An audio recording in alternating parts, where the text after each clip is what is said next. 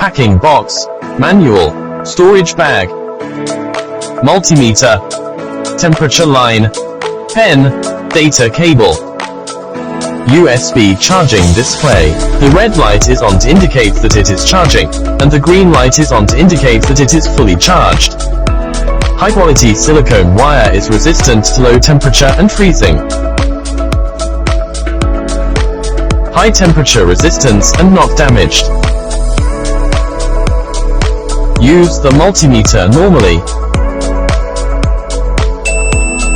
Tip stainless steel needle for measuring small components. DC current.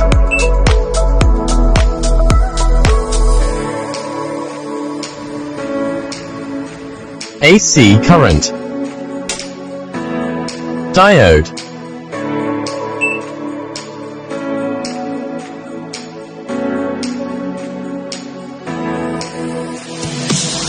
Buzzer.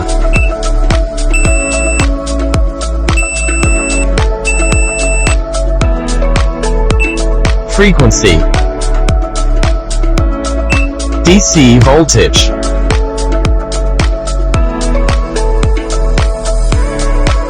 AC voltage. Non-contact. Zero wire recognition. Temperature.